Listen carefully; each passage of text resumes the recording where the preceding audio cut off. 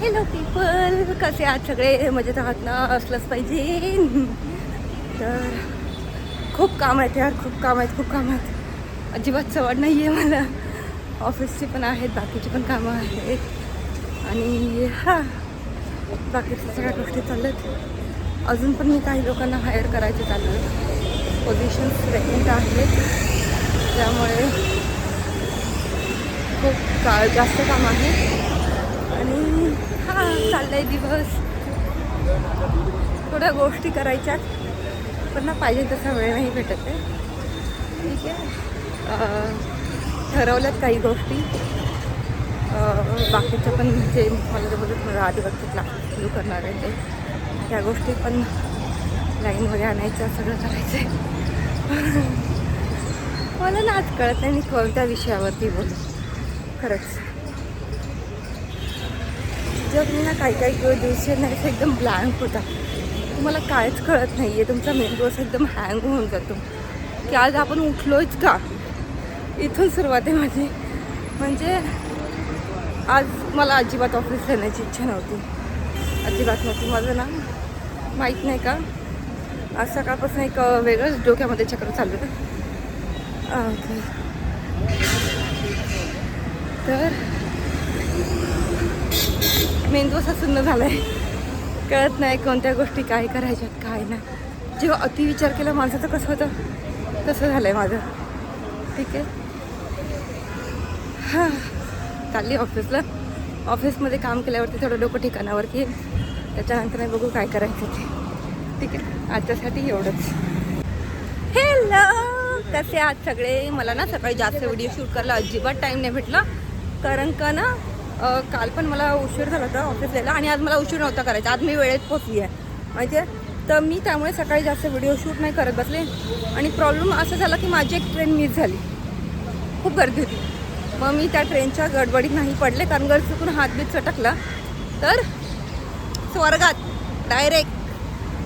एवढे पाप नाही केले की मी नरकात जाईल ना, प्लीज. मला नाही वाटत मी नरकात जाईल. तर त्या हिशोबानेच. आणि आता पण जेव्हा मी सकाळी दुसरी ट्रेन पकडली ना, त्यातली ती एक बाई मला गुच्छा मारत होती. गुच्छ म्हणजे अशी कोणी मारत होती. तिला म्हटलं काकी कळतंय का, पुढे जागा नाही आहे. एक बाई मध्येच घुसली होती, तिने रस्ता अडवून धरला होता आणि ही बाई मला म्हटलं तुम्हाला अक्कल आहे का, कसं मारता येते. यांना असं वाटतं आम्हाला धक्का मारला म्हणजे. माझ्याकडे बघून वाटतं माझ्या अंगात एवढी ताकद आहे, मी समोरच्या बाईला धक्का देऊ शकतो. नाही ना, मी रिस्कच घेत नाही. तुम्हाला वाटतं तुम्ही मला धक्का मारू शकता, मारा, मी आपोआप पुढे जाईल. पण मी म्हणून असं दुसऱ्या कोणाला धक्का मारत नाही. आपल्यात ताकद नाही आणि जी ताकद आहे ती मला वेस्ट घालवायची अजिबात हौस नाही आहे. अशी मारत होती ना, अशी ओरडली मी. एक तर सकाळ सकाळ मी काही न खाता पिता पळत ऑफिसला येते आणि त्यात ही गधडी बाई मला कोणी मारते, कोण ऐकून घेईन. आणि आता रिधानचे क्लासेस नाही आहेत म्हणून मी मस्त आज आरामशीर उठली आहे घरात, आरामशीर. थोडा उशिराच झाला निघायला, पण वेळेत पोहोचले ऑफिसला. त्यात शेअरिंग रिक्षाला एवढी लाईन म्हणजे ना, अरे यार नाही नाही नाही नाही नाही नाही नाही नाही नाही नाही नाही. काळी मांजर, यू कॅन सी.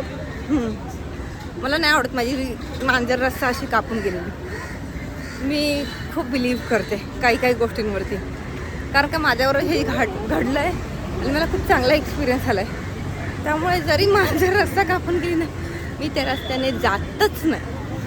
कशाला उगाचच अनलकी पण आपल्या मागे घेऊन चालायचं, हे माझं मत आहे. हाय, मी स्मार्ट, मला माहिती आहे मी स्मार्ट आहे ते.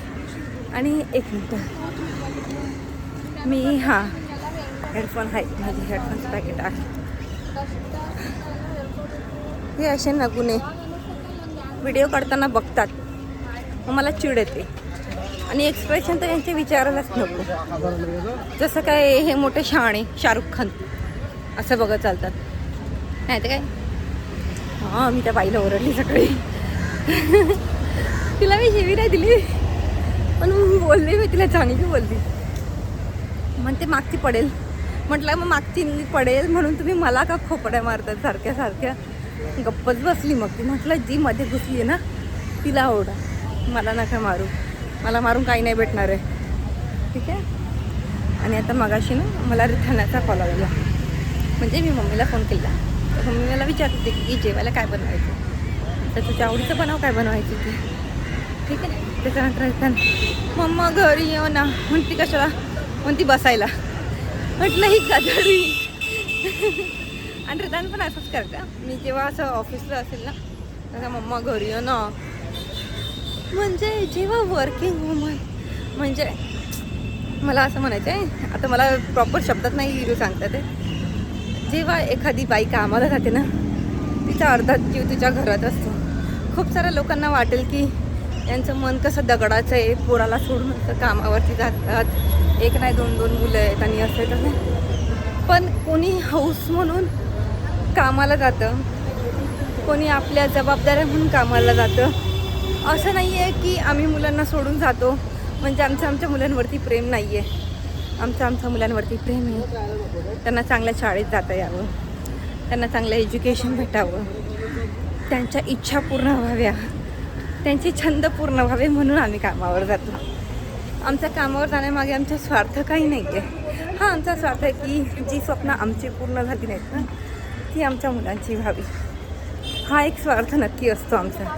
आणि मे बी म्हणूनच लोक आम्हाला दगडाच्या काळजाची आई किंवा मॉडर्न मम्मी किंवा असं खूप सारी नावं ठेवतात. पण खरं सांगू याने ना आम्हाला खरंच कधी काही फरक नाही पडला आहे. कारण का जेव्हा आम्ही मागे वळून बघतो तेव्हा कळतं की ना फक्त खूप खूप गोष्टींमुळे आपण स्वतःच्या इच्छा पूर्ण नाही करू शकतो. मग ते शिक्षणाच्या बाबतीत म्हणा किंवा एखादा छंद जोपासण्याच्या बाबतीत म्हणा किंवा आपल्या आईवडिलांच्याही नाही झाल्यात खूप जर इच्छा पूर्ण, तेव्हा तेवढी फायनान्शियल फ्रीडम नव्हती. पण आता जर आम्ही कमावू शकतो तर आम्ही आमच्या मुलांच्या इच्छा का मारायच्या? बरोबर आहे की नाही? हेच माझं मत आहे. प्रत्येक कामावर जाणारी स्त्री ही हौसमधून नसते जात. काही स्त्रिया घरातल्या जबाबदाऱ्या पूर्ण करण्यासाठी जात असतात. ठीक आहे. मला वाटतं आजच्यासाठी मी जरा जास्तच बोलले काय नाही, पण विचार करायला पाहिजे नाही. खूप सारी लोक जज करतात, खूप सारे लोक म्हणतात, पण याने आपण जेव्हा एखाद्याला जज करतो ना आपल्याला माहीत नाही त्याची परिस्थिती काय असते. ठीक आहे. किंवा तो कोणत्या परिस्थितीनं गेला असेल. प्रत्येकाला एकच गोष्ट कळते की आपण समोरच्याला आपल्या नजरेने पाहतो. पण कधी तुम्ही हा विचार केला समोरच्याची काय परिस्थिती असू शकते, समोरच्याची काय मजबुरी असू शकते? नाही, लोकांना तेवढा विचार करायचाच नाही किंवा तेवढे विचार करण्याची कुवतच नाही आहे त्यांच्यामध्ये. त्यामुळे लोक काय म्हणतात याच्यावरती कधीच जाऊ नका. तुम्हाला वाटतंय तुम्ही बरोबर आहेत मग तुम्ही बरोबर आहेत, तुम्हाला वाटतंय तुम्ही चुकतात मग तुम्ही चुकतात. लोकांच्या नजरेतनं कधी स्वतःला बघू नका. ठीक आहे. चला भेटूया संध्याकाळी. Bye bye.